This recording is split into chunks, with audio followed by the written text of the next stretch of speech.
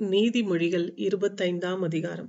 யூதாவின் ராஜாவாகிய எசேக்கியாவின் மனுஷர் பேர்த்தெழுதின சாலமோனுடைய நீதிமொழிகள். காரியத்தை மறைப்பது தேவனுக்கு மேன்மை, காரியத்தை ஆராய்வதோ ராஜாக்களுக்கு மேன்மை. வானத்தின் உயரமும் பூமியின் ஆழமும் ராஜாக்களின் இருதயங்களும் ஆராய்ந்து முடியாது. வெள்ளியினின்று களிம்பை நீக்கிவிடு, அப்பொழுது தட்டானால் நல்ல உடைமை பிறக்கும். ராஜாவின் முன்னின்று துஷ்டரை நீக்கிவிடு, அப்பொழுது அவனுடைய சிங்காசனம் நீதியினால் நிலை நிற்கும். ராஜாவின் சமூகத்தில் மேன்மை பாராட்டாதே, பெரியோர்களுடைய ஸ்தானத்தில் நில்லாதே. உன் கண்கள் கண்ட பிரபுவின் சமூகத்தில் நீ தாழ்த்தப்படுவது நல்லதல்ல. அவன் உன்னை பார்த்து மேலே வா என்று சொல்வதே உனக்கு மேன்மை. வழக்காட பதற்றமாய் போகாதே. முடிவிலே உன் அயலான் உன்னை வெட்கப்படுத்தும் போது நீ என்ன செய்யலாம் என்று திகைப்பாயே. நீ உன் அயலானுடனே மாத்திரம் உன் வியாஜ்யத்தை குறித்து வழக்காடு, மற்றவனிடத்தில் இரகசியத்தை வெளிப்படுத்தாதே. மற்றபடி அதை கேட்கிறவன் உன்னை நிந்திப்பான். உன் அவமானம் உன்னை விட்டு நீங்காது.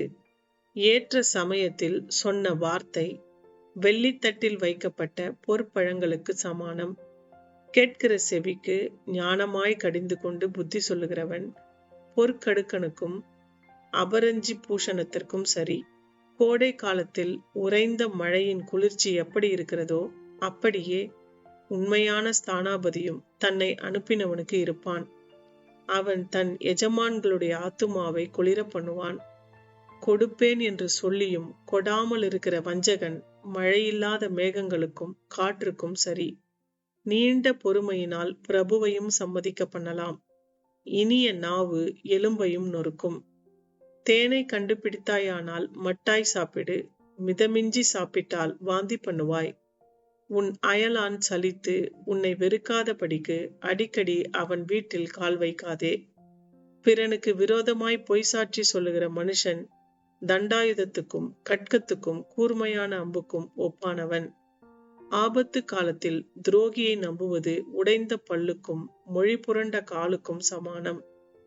மன துக்கமுள்ளவனுக்கு பாட்டுகளை பாடுகிறவன் குளிர்காலத்தில் வஸ்திரத்தை களைகிறவனைப் போலவும் வெடி உப்பின் மேல் வார்த்த காடியைப் போலவும் இருப்பான். உன் சத்துரு பசியாயிருந்தால் அவனுக்கு புசிக்க ஆகாரம் கொடு, அவன் தாகமாயிருந்தால் குடிக்க தண்ணீர் கொடு. அதனால் நீ அவன் தலையின் மேல் எரிகிற தழல்களை குவிப்பாய். கர்த்தர் உனக்கு பலனளிப்பார். வடகாற்று மழையையும் புறங்கூறுகிற நாவு கோப முகத்தையும் பிறப்பிக்கும். சண்டைக்காரியோட ஒரு பெரிய வீட்டில் குடியிருப்பதை பார்க்கிலும் வீட்டின் மேல் ஒரு மூலையில் தங்குவதே நலம். தூர தேசத்திலிருந்து வரும் நற்செய்தி விடாய்த்த ஆத்துமாவுக்கு கிடைக்கும் குளிர்ந்த தண்ணீருக்கு சமானம். துன்மார்க்கருக்கு முன்பாக நீதிமான் தள்ளாடுவது கலங்கின கிணற்றுக்கும் கெட்டுப்போன சுனைக்கும் ஒப்பாகும். தேனை மிகுதியாய் உண்பது நல்லதல்ல, தற்புகழை நாடுவதும் புகழல்ல. தன் ஆவியை அடக்காத மனுஷன் மதிலிடிந்த பாழான பட்டணம் போல இருக்கிறான்.